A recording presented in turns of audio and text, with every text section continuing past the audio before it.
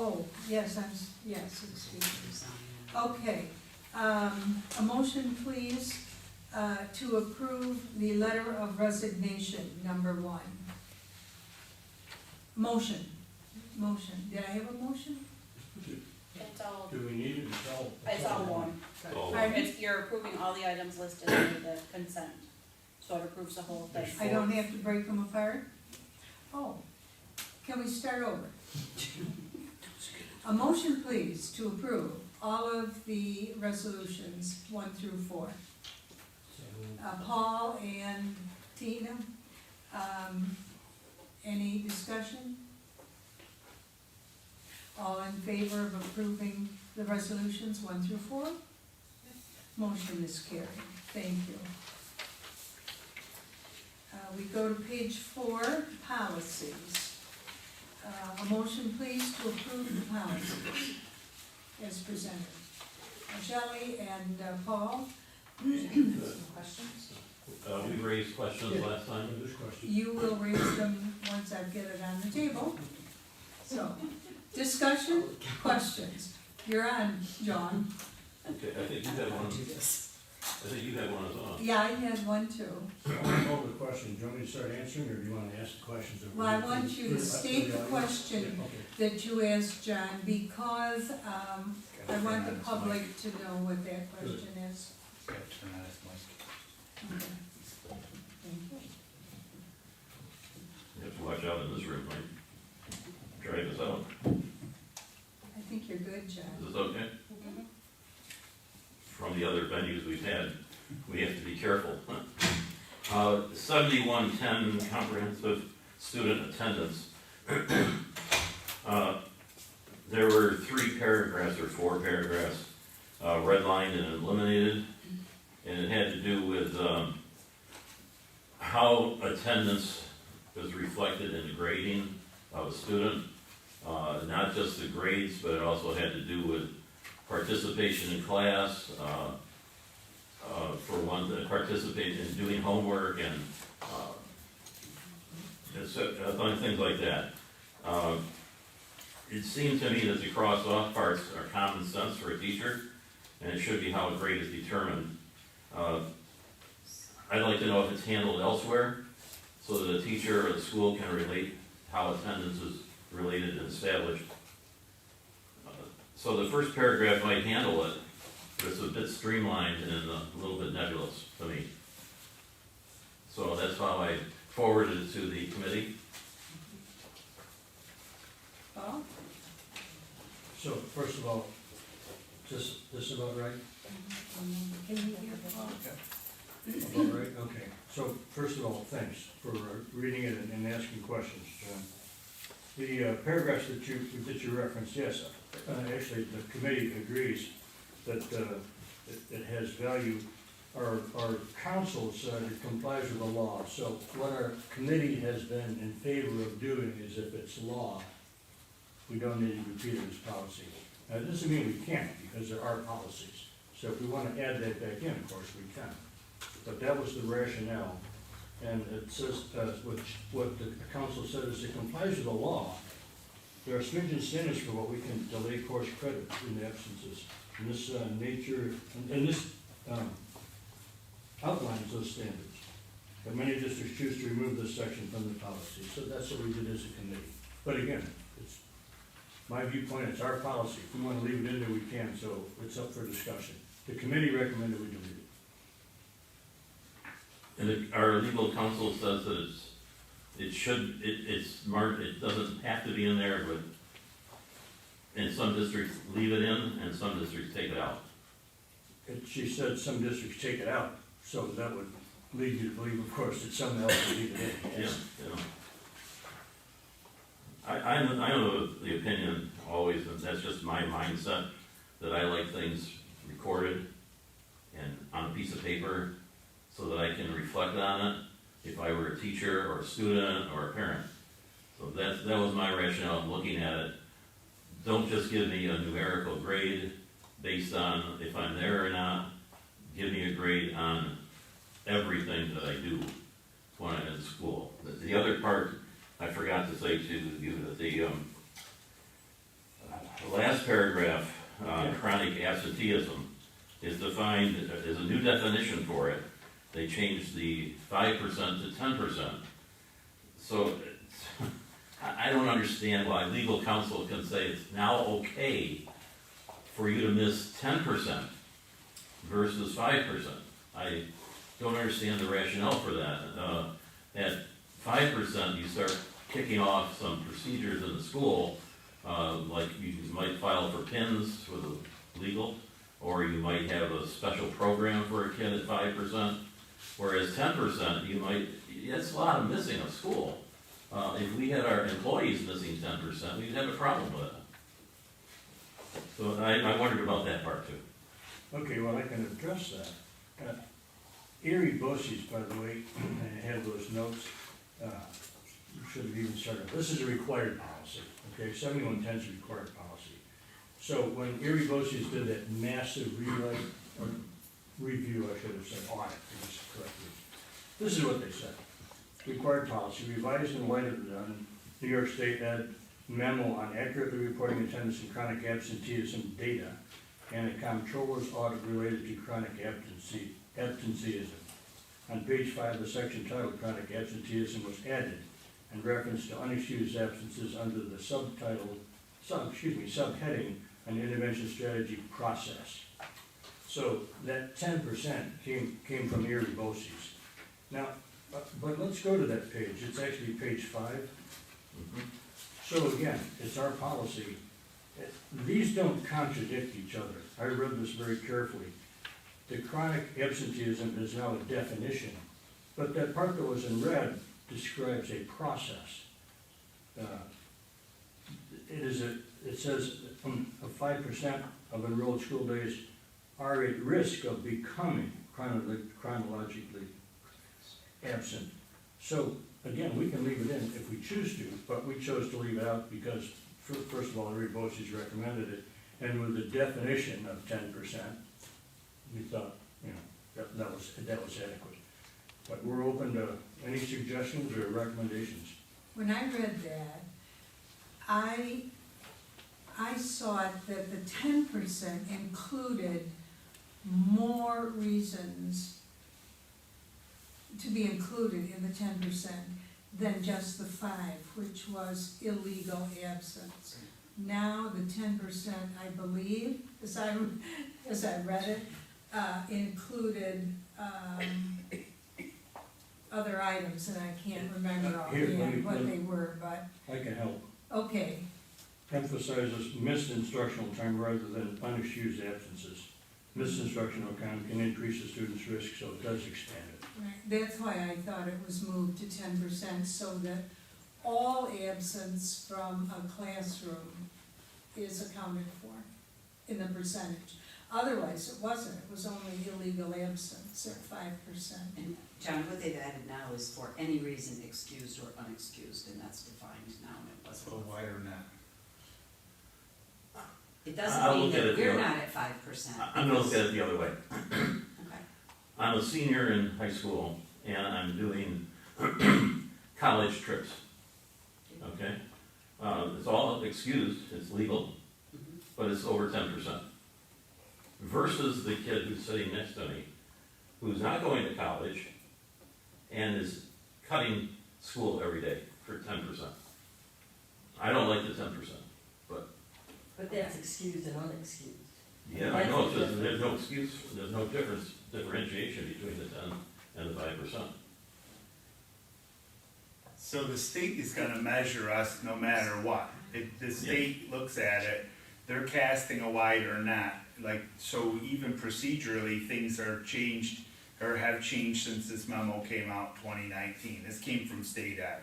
So teachers should be taking by period attendance in order to track what's happening with students. So ultimately, what I think the intent was, cast a wider net, be a little bit more diligent with paying attention to attendance, and really try to root out the issue of chronic absenteeism.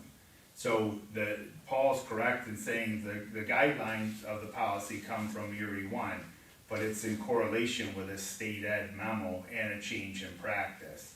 And that started prior to the pandemic. And they've been increasing that and watching and really kind of teasing out to say, when you're not in school, regardless of what the excuse is, or whether there is no excuse at all, we're watching. So in practicality's sake then, for North Rose-Wolcott, if a student is missing 4%, but it's how they miss it, would that activate a program for that kid? A phone call home, etc.? Well, every absence should require a phone call home, whether it's through the generated call or it's from a nurse picking up the phone and calling. If we haven't heard from a family as to why Billy or Susie are out, we should be calling regardless.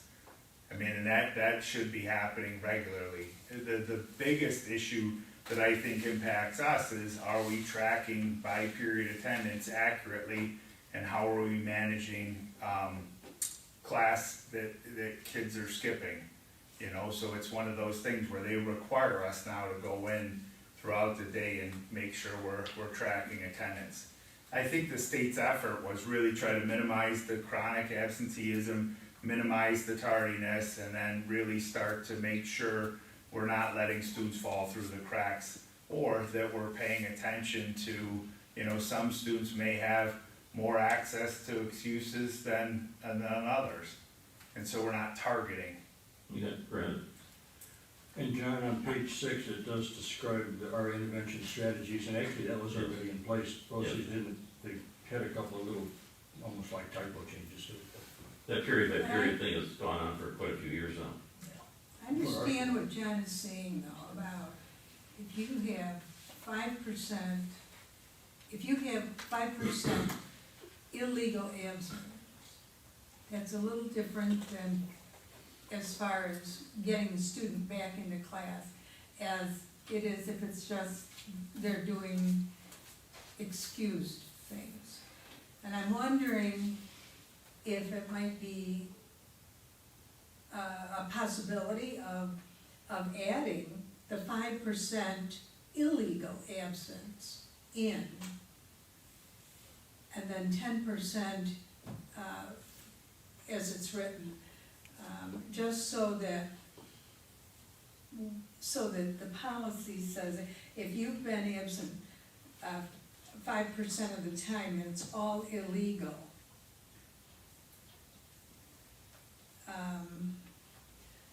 that's the tipping point.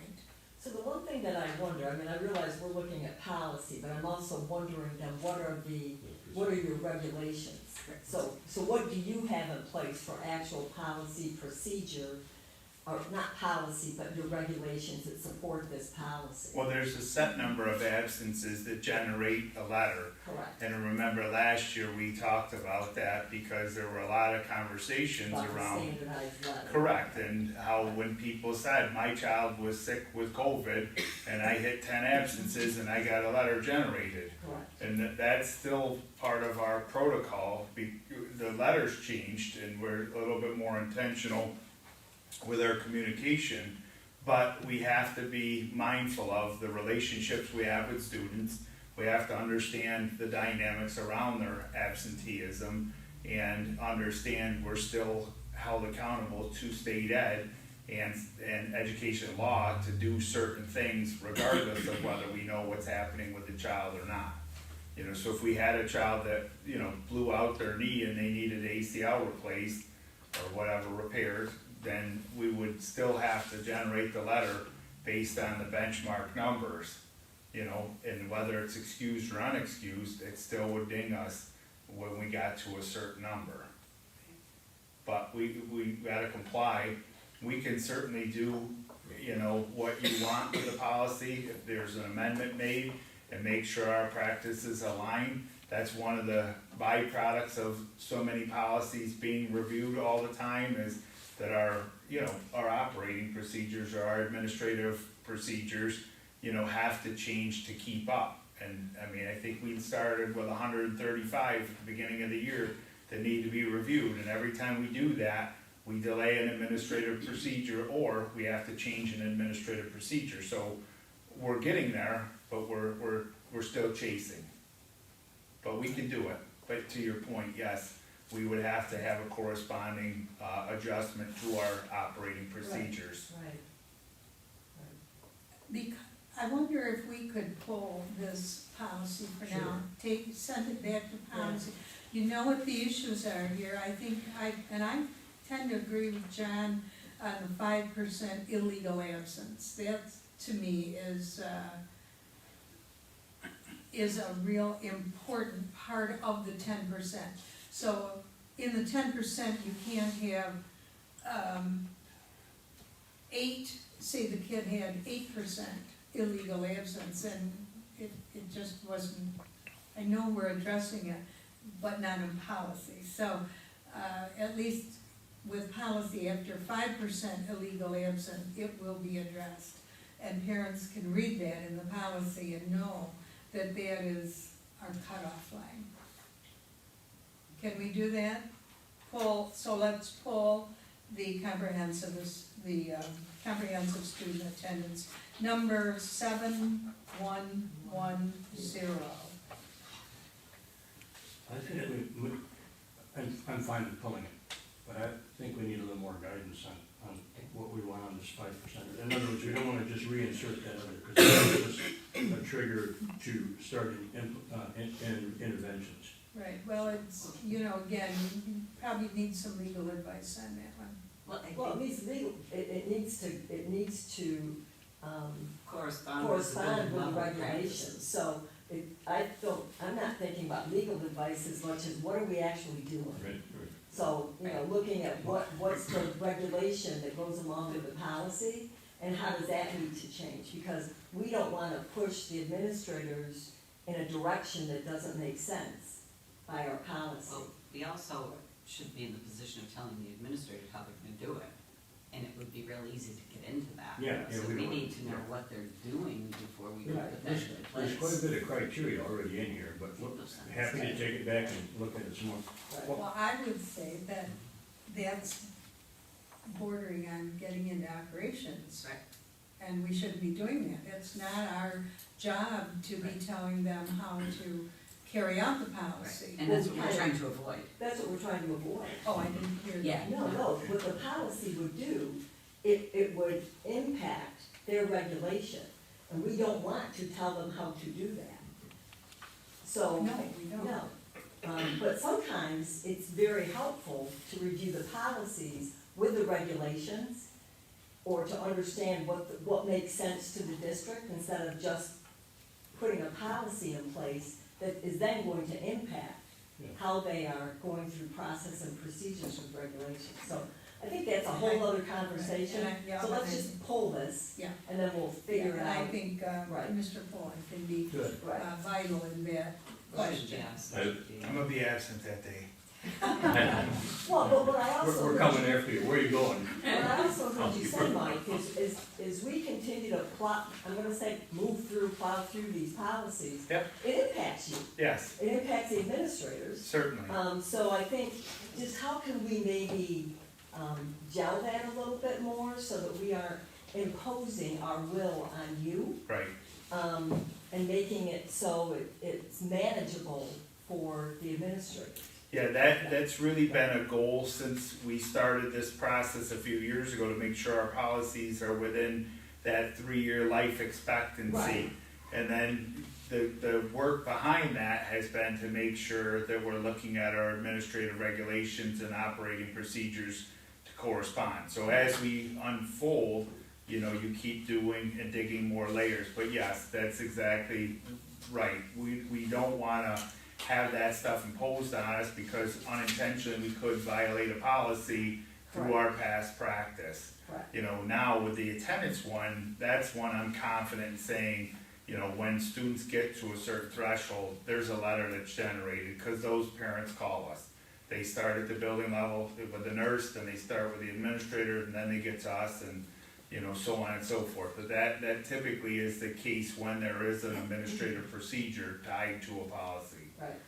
So that's good. We can certainly kick that around. We can bring evidence to show you what's happening and how we're monitoring it, and then tell you about what those benchmarks and thresholds are. And I know that the building, the SLT the teams at the building level are looking at that, the shared decision-making teams, because I sat in on one yesterday, so absenteeism and tardiness are two that are on our radar every year, so. And I hope you also consider the deleted red parts, those paragraphs. And in other words, my question would be, that if it's already covered someplace, in some document, that teachers know that there's permissible grading wise. We'll address that, Okay, and then we'll come back with a recommendation. good, okay, thank you. You got it. Yes, and I had the question about the transportation, because as I was reading it, I was concerned about that, parents having to tell the district before July 30th, where their kids were gonna be going for the year. And it didn't seem to say that they could make changes during the year. You know, jobs change, babysitters change, issues happen. Yeah, it really. Was I reading yeah. that incorrectly, or? No, you're not, but I can tell you how the committee read it. And that's why we said, I guess it's okay, because it was the word guarantee. So, we cannot guarantee that the child request received after July 30th be approved. The way we interpreted that, and we just reviewed this very recently, was, but that doesn't mean it won't be. So we felt there was adequate wiggle room for someone that shows up on September 30th and wants to have a child care transportation to submit the request.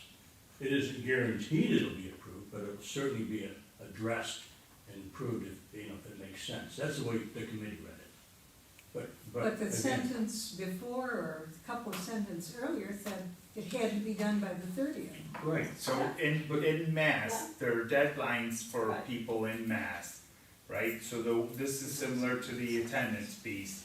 You have to have a definite or definitive date for the majority of the people to adhere to. We're never at 100% with those requests coming back in, but in order for us to set up our routing and get our driver assigned to their roles, we need to get out and understand where our students are being picked up and dropped off.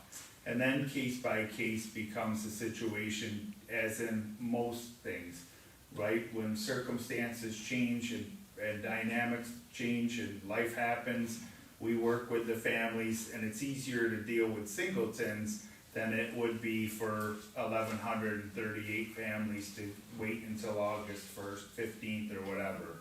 So it is a definitive date, but it does have latitude, because, we want our routing done, and we want our parents and families to know, hey, your bus is gonna be here on September 1st at this time, and here's your driver, and this is the bus number. And then we'll drop them off, wherever you are. So I see this is very similar to the attendance. Okay, I just wanted to make sure that parents would know they can make changes. Well, we actually, again, this is a fun conversation for us, because we had this conversation. We could add some wording in there, like exceptions can, whatever, but. Just be cautious that becomes operational again. And that's, the thing is, we go through the 10,000-foot view, and then we get right down to 10 inches. So, the more generous the letter is, the more work it places on us, and then, things happen. We felt like this didn't prohibit anyone from submitting a request if they showed up in October, but. Right, okay, well, I just wanted to be sure of that.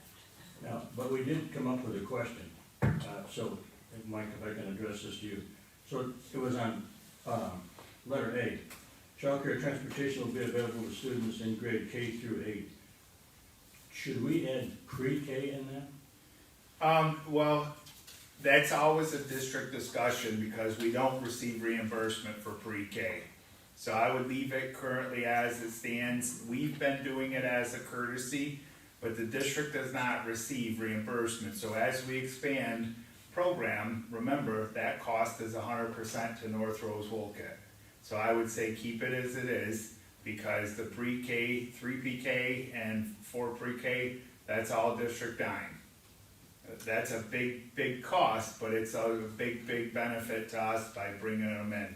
So I would say if you mandate it, just remember in a few years, when they project that our aid picture's looking very different, things that we have to cut will be non-funded mandates or non-funded opportunities that we just like to do because we can. So I mean, there's a huge cost associated with 3 PK and 4 pre-K transportation if it becomes something that we say is a policy. So again, let's leave it as general as possible and, Correct. okay, That would be my recommendation. I do. okay, then, And I would disagree. well, you can disagree. I can disagree. I mean, not that I would vote against the motion, I will not do that. But, you know, I'm really personally committed to the pre-K program. And I think it's something that that our parents need for our kids. And I just like to stand up and be counted and say, this is what we do for our pre-kids here at North Rose-Wolcott. And if the time comes that it becomes an issue, you know, and I think the public needs to know they're picking up the tab, that's fine. I think it's that important, but I'm not gonna vote against the motion for that. I'm just stating my opinion. Okay, I so- don't think anyone disagrees with that, but I think, again, what we're doing currently is 100% district dime, you know, and the funding just isn't there. I mean, you could use some of the 4 pre-K money toward transportation. For us, we're not gonna change business because we'll gladly go out and pick up our 3 and 4-year-olds. We're just saying that in the future, if things got lean, you know, that's something that we would have to consider. Could we continue to do it? Because our 3-year-olds go home midday, 4-year-olds are there all day. So, I mean, it's gonna impact a small number of families currently. We hope to continue to grow that, but I think as long as we're running buses, we'll stop by and pick students up. And at least the policy doesn't say we won't pick them. Correct. Yeah, Correct. so it's loose enough to Right. cover. So again, thanks for asking the question. I think that they'll love these kind of conversations. It's what we should be doing as a board, I believe. So I think the motion's on the table, right? The motion, we pulled the one, but the motion for childcare transportation number 5722 is still on the table. And is there any more discussion concerning that? Yes, 7315, What? Oh, yeah, there's one. 7315 Well, was that's a just, review. Is that different? no, yes, that is just Yeah. simply to let the board know that you've reviewed it. It's not anything we vote on. Unless somebody on the board has an issue with I it. think we've been voting. Just accept it as approved or. yeah. It's part of that whole resolution. Is it? Yeah. Yes, it's part of the policy, so that you know that they reviewed it, the board wanted to question it, they can. Okay, 7315 is also part of this, Oh, I see what you mean. okay. I thought you We meant- accept that, yes. Yeah, so we didn't have any recommendations. So that was the motion then, all of them, and we pulled away. Okay, is all discussion over? Then, all in favor of approving policies 5722 and 7315? Motion is carried. Are there any board requests, comments, or discussion? Paul? Get to my list. We had a workshop on the 24th of April, and there was a request for a breakdown of board expenses on the budget. I don't think I never received that. No, you didn't, because the whole board did not request that. You didn't move that as a motion, I don't believe. Okay, no, it was at a workshop, yes, so I'm sure we did. Right. So, well, okay. It then has to be a whole board request. Got it, so how do I make that a motion, or is that something we want to address next meeting, or I'd still like to have the board expenses broken Yes, you can make a motion if you want. Is that what I should do? Mhm. Okay, then I move, we have, the board expenses on the budget broken down so that we can review. You how wanna that see money- those? Yeah. I thought we had to bring it up, we have a discussion about it. And if the entire board wanted it, we vote on, we vote on if we want Right. That's correct. That's what he's it, doing. which That is, is correct. we haven't done it. That's what he's doing right now, he's bringing it up. If it needs a motion. if we- So now we have to discuss it. Have you made that motion? Yes, ma'am. Have you had a second? Is there a second? I'll second it. John? Discussion. Don't forget Linda's online. Hmm? Don't forget Linda's over there too, if she wants to Yeah, add something. okay, thank you. You keep an eye on it. She's alive, she just moved. Well, so any discussion, it's just been increasing every year by thousands.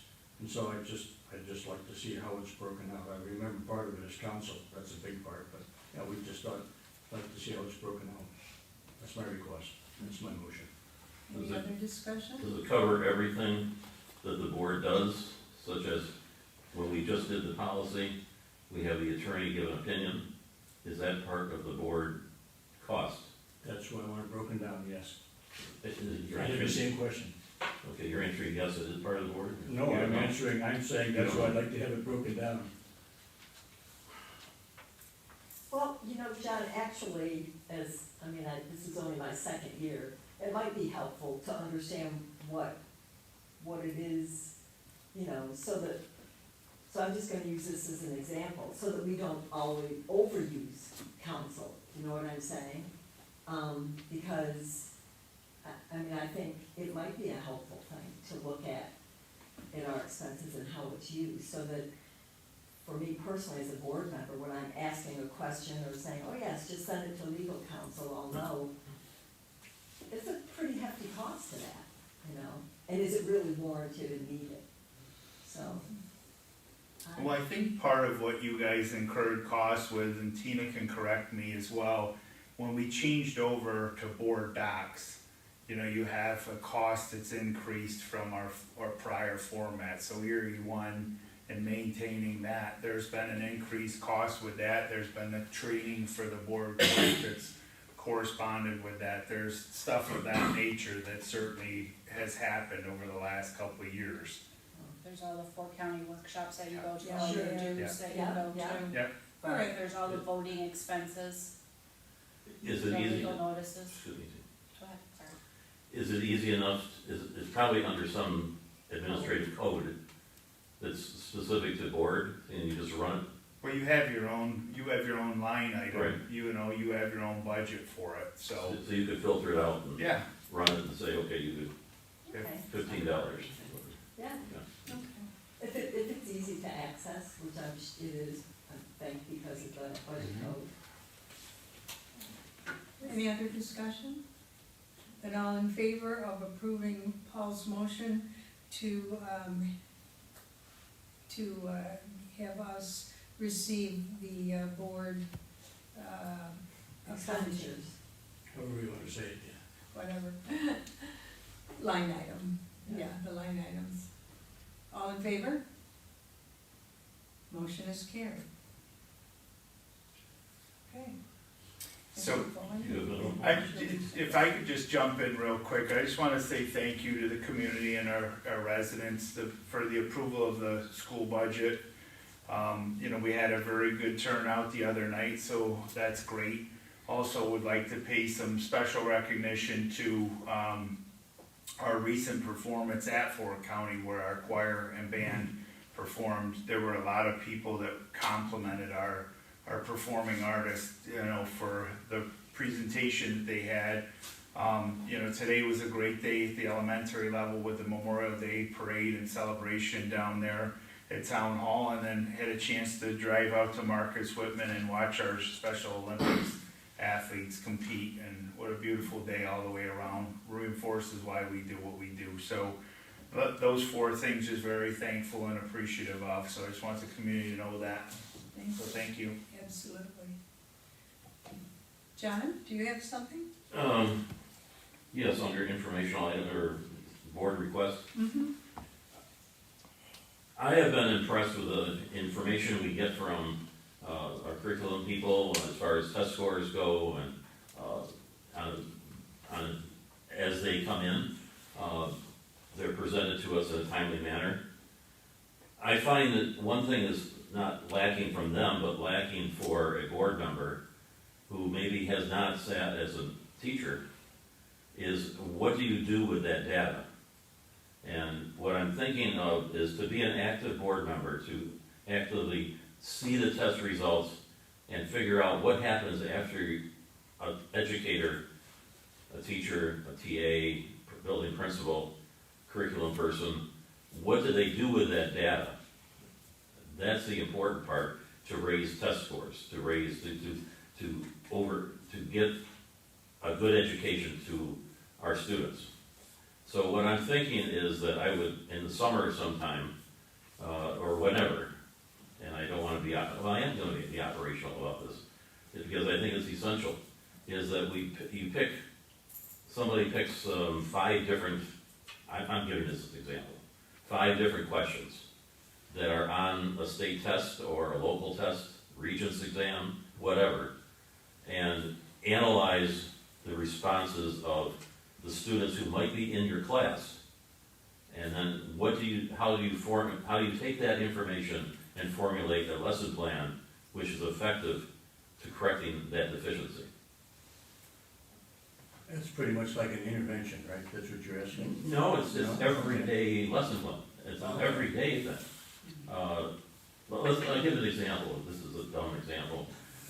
You have to. Do we need an intervention for this? Probably will. The attendance will go down after you hear this one. Well, let's say you have questions based on capitalizing. Okay, just plain capitalize the start of a sentence. You capitalize proper nouns and so on.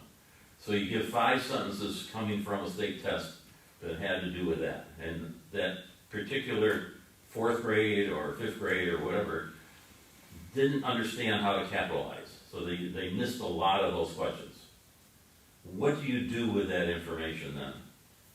As a curriculum leader, or a building principal, or more importantly, the teacher, to formulate a lesson plan that now teaches capitalization. Now, I'm making it very simple.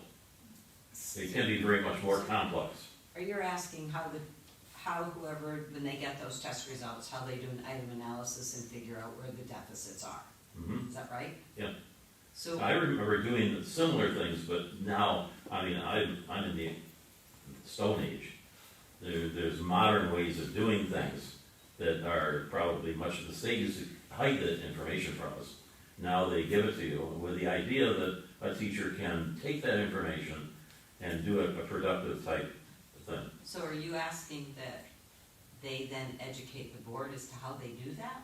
I guess Yeah. I'm lost, John. Yeah. So, We get an example of a test score. Yeah. Okay, and in that test score, there are a bunch of things that go into it. Right.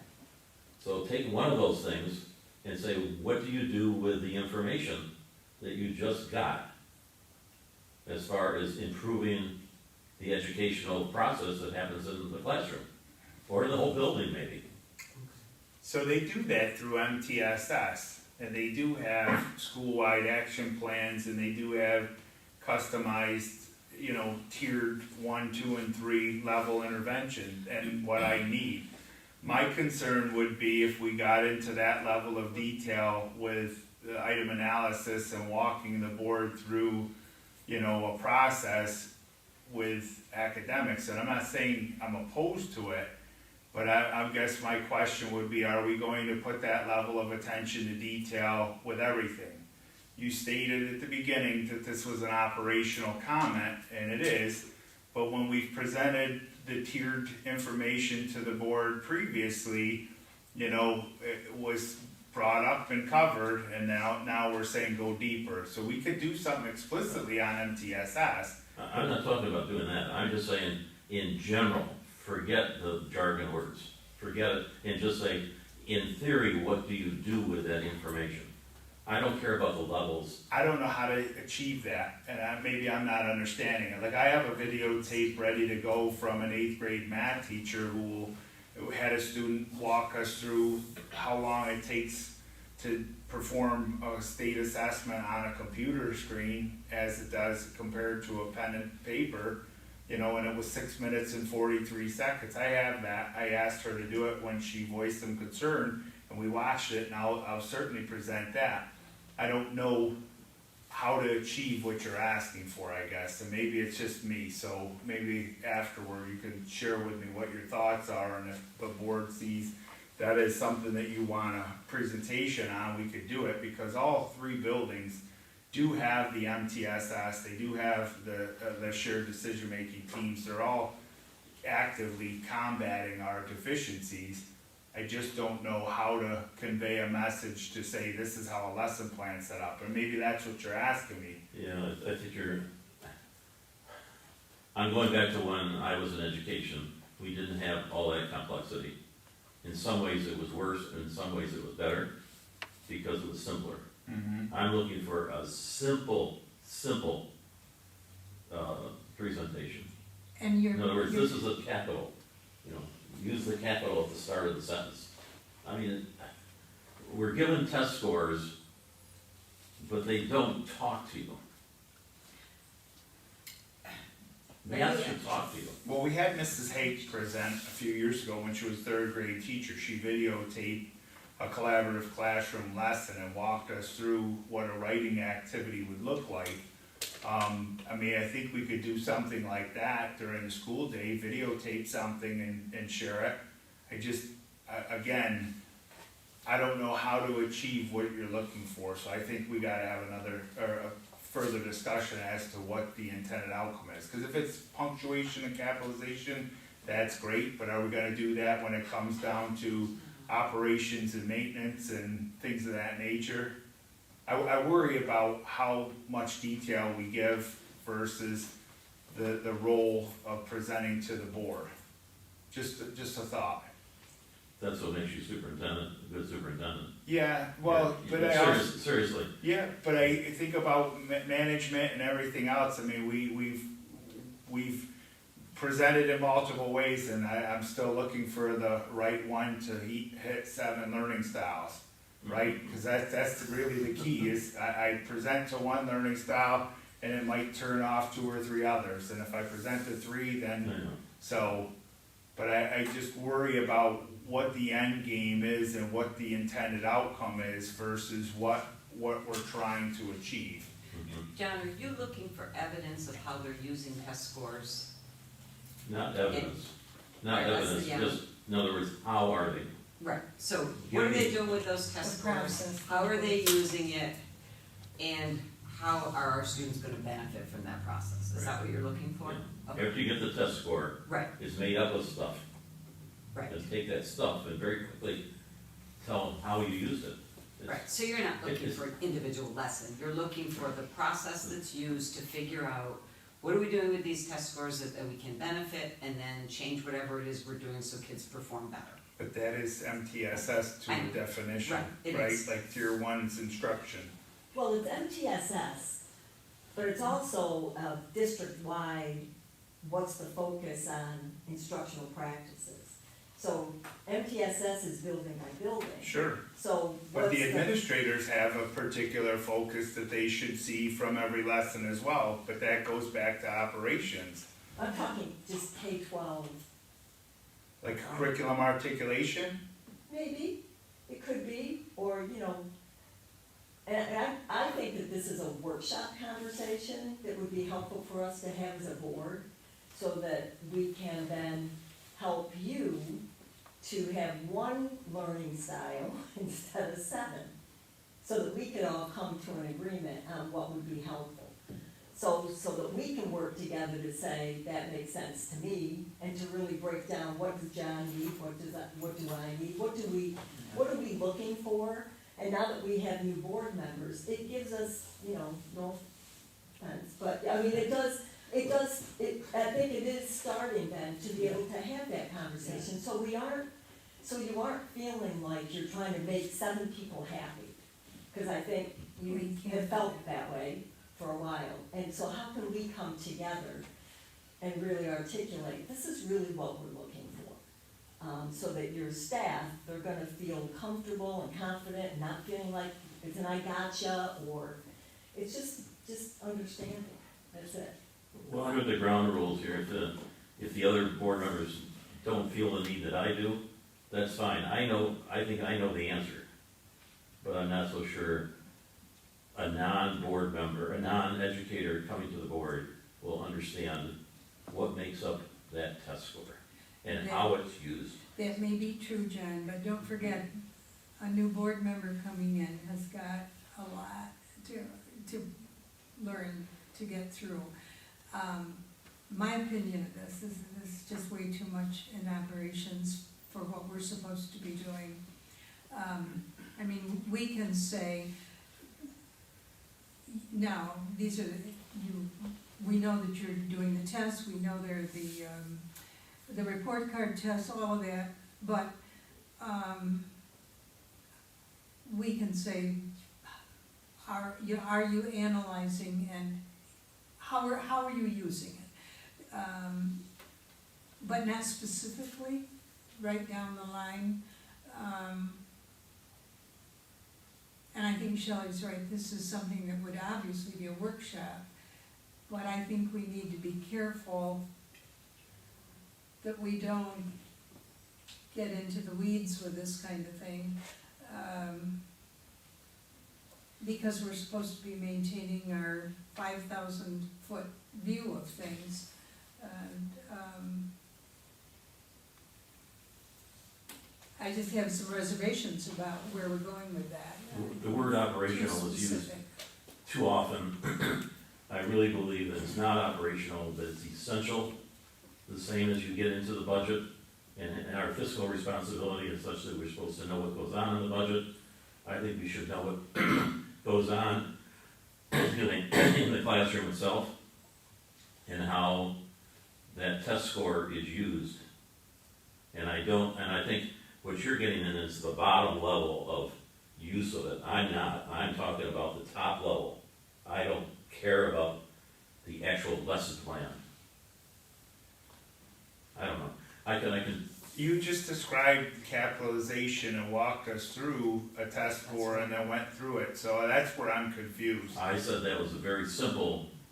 But that's also the lowest level. So when we talk about high level stuff, I don't disagree, the board should know what's going on with what's happening in the classrooms. Not a problem presenting that to you. To Shelley's point, we've done it multiple ways and no one ever seemed to be happy with how we've presented. We've had teachers come, we've had SLT members come, we've had administrators come, and none of it seems to be good enough. And there's a component there where, again, I don't mind presenting at a workshop and walking through a hierarchy of interventions. I don't have a problem with imposing conversation on what we're doing to respond to students' deficiencies or challenging students to accelerate when it's appropriate. My question would be, what would the end game be? If you can give me the answer as to what the outcome that you're looking for is first, and then that may work backwards, I have a better chance of understanding that. Because right now, I have to be honest, I'm confused as to what the intended outcome would be. My intended outcome would be that if you're given a test score in ELA, let's say, what made up the test score value that we got? Which kind of test? A formative or a summative? Do you want a Regents? Do you want a standardized? Do you want The fourth grade ELA. Okay, that's a standardized test. Right. Okay, and so that happens once a year. And so that we can speak to, but remember, those results don't come back to us until probably early fall. That's fine. He just wants, I think, just the process. Three or four of the- questions of it, and then Right. how do we perform, and what does the teacher do? They've always had, when you give a state test or a standardized test, there are a certain number of test items I know. that are based on a knowledge level that they expect, they meaning the founder, the makers of the test, determine and make up a good student who knows lots of stuff. If they don't have that information and get those items wrong, that proves that we, somehow or another, they didn't get it. They don't understand it, whatever. That's where I am. I don't, from there on, you can very quickly say, and from there you can make your lesson plans from that. And very quickly. I think I can withdraw this because I think that. No, I understand it now. You're saying, does our curriculum map and is our curriculum articulation plan aligned to the New York State standards? And if so, how do we measure our curriculum against the state standards? And you're using an assessment or one question from an assessment to articulate that. I can understand that. When you keep it at the high level, I clearly understand that. You want to make sure that we're measuring the effectiveness of our program against the state assessment. But I would also caution us to say, at least from one perspective up here at the table, is I'm not test driven, I'm student driven. And so we always use those pieces of information to guide our instruction, but I can't say to you that those tests are always fair for a number of reasons, but we certainly look at it. And I can do that. I can show you our curriculum maps, and I can show you our articulation and where it's standards referenced and the work that's being done. I mean, we've been doing that for the past few years. As I said, I have no problem stating we never had curriculum maps, we didn't have a pacing guide, we didn't have a curriculum articulation plan that was well-defined or common formative and common summative assessments.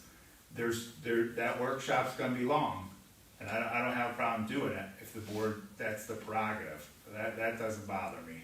I think if the board wants to do this, I think we're making a mountain out of a molehill here. I don't mean for it to be a long, complicated process. I just don't see it. Okay. To make. I think it would be helpful. In other words, I've heard MTSS and I've heard interventions, but I'm not sure I understand the process. I think it would be helpful for a board member to understand that.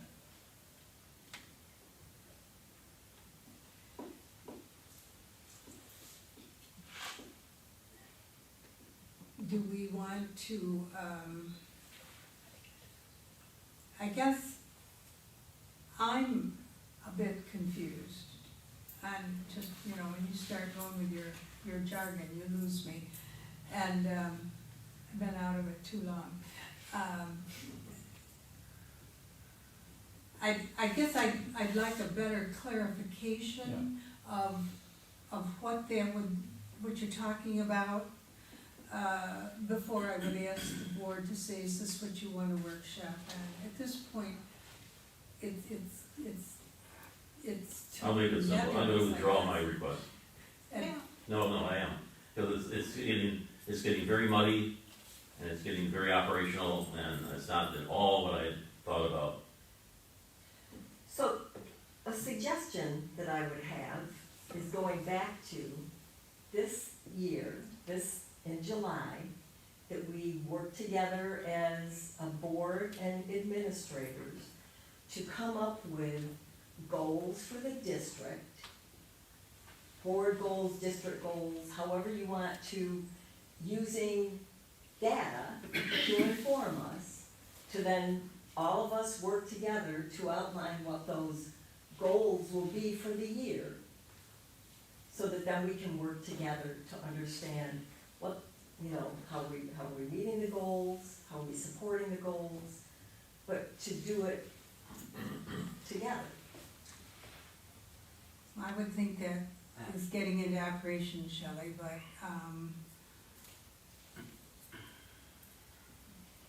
because the main goal is of course the strategic plan. And, our role is, at this point, to support that, financially and with policy. So the board But doesn't have goals? not to take the data into it. Pardon? Okay, let me make another suggestion. I think we need to have a workshop on data that helps the Board of Education be effective. That was one of my goals. Tina and I participated in one, in a workshop, So to take my spin out of it, have somebody come in to help us and teach us. Yes, it was a very good workshop. The woman who presented is an actual board member, and she works for BOCES, for which one? Onondaga.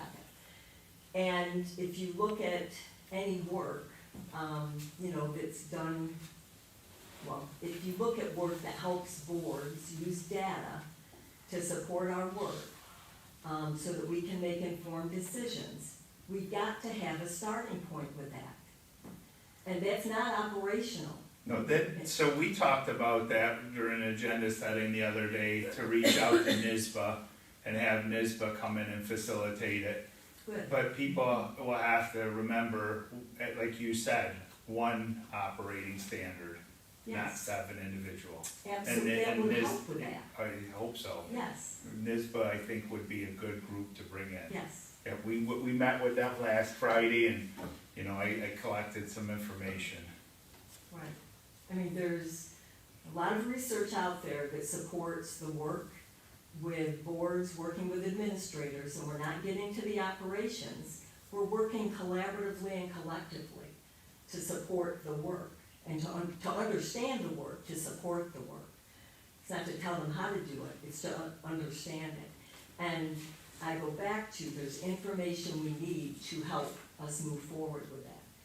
And we need a strategic plan, but we need board goals as well. And board goals and district goals are collaborative. So how do we, Yeah. right, so how do we move forward to do that? Well, we And did have that a few years ago, and then that went away too. So I know. Got it, but, because I want our administrators to feel we support them, because I have heard that they feel we don't support them. And I support them for, I want us to support them, but I need information to do that. And how can we get to that point? I think, with a workshop to help us all individualize and talk about, this is information that would be helpful for me, and then have someone work with us to say, you're stepping over the line here, or this makes sense, but just to get on the same page so that we can, at the end of the year, when we're completing your evaluation, I feel confident that I know that I can say, absolutely, nailed it. Or this is an area that, we need to work on. But I feel like right now I can't do that. So how do we move forward to be able to do that? Sorry. Well, that was one of our goals for this year that we set. We just haven't gotten there. So I totally support that.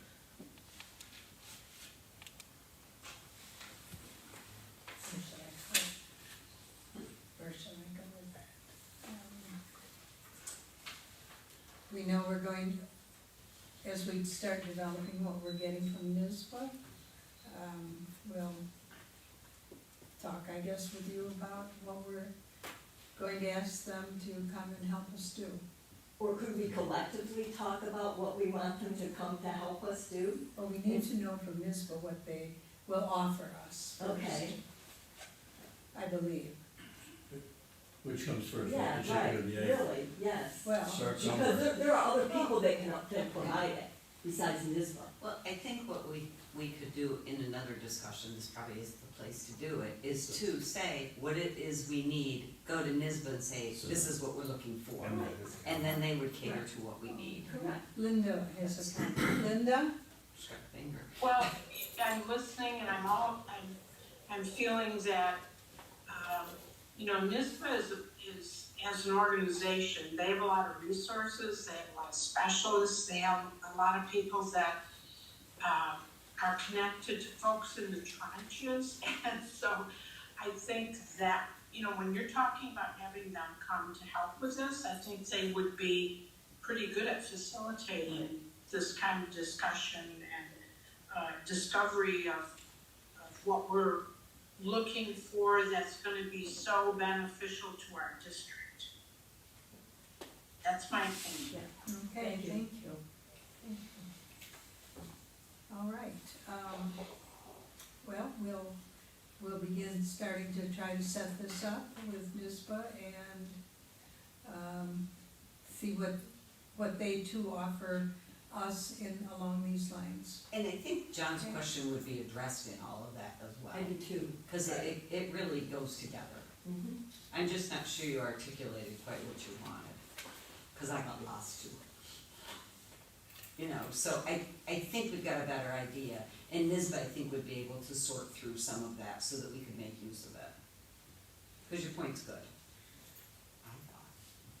You know you don't understand it. I got some of it, then you went off on another tangent, and I thought, oh, geez. All right. But I think we wanna know how we're using test scores, and are we using them effectively, and what's it all doing? So, yeah. Okay. Anything else? Paul has good news. Oh, yeah. Are we to the good news section yet? Yeah. Yes. Okay, lots of good news. So in the consent agenda, we approved a trip for the Future Business Leaders of America. And there was an article in the Lakeshore News too about how they shined at the leadership conference. Dean's List at SUNY Canton, Derek Chavez, a forensic criminology major from Wolcott, was on the president's list, not just the Dean's List, but the president's list. Jonas Delicio, Student of the Month for April. And our school was involved with several other schools in the Feats of Clay, and also in the Oswego Tech Wars, and at the Cayuga Envirothon. Specifically, an individual who graduated, well, before that, last night, right? 20 new inductees in the Junior National Honor Society. And then Mary Anja, who graduated a few years ago, has just graduated again from the College of Nursing and Health Sciences at Finger Lakes. Not only that, but she also was awarded 2 awards. Well, the first one for highest academic achievement in the nursing program. Again, North Rose-Wolcott graduate. And she also received the Dooley Memorial Award, which is given to a graduate nurse who serves as a role model and mentor to others and who demonstrates a love for family, community, and the healthcare profession. And then I will end with the end of our baseball season, which was last night. So first of all, we won our 3rd consecutive league championship. And I can tell you that years ago, that would have been just a dream. And then last night, we ended up losing, but we went to the sectionals semifinals. And again, 4 years ago, that would have been nothing but a fantasy to think that we would be there. So, yeah, we're not playing at Red Wing Stadium on Saturday, but I think this district can be very proud of the baseball team. Yeah. Very good. Thank you, Paul. Any other good news? All right. This completes our agenda, and at this time, I'd like to ask the board for a motion to go into executive session for the purpose of discussing the employment history of a specific employee. So a motion, please. John, Shelley? Any discussion? All in favor? Motion is carried. All right. Thank you for coming. We will not be doing any further discussion when we come back into regular session. So good night. Bye, Linda. Bye, Linda. Bye, Linda. Bye, Linda. Bye. Actually, before I go, I wanna let you know that in BOCES, executive session can be Zoomed because recording stops. But I will see you all soon. Take care.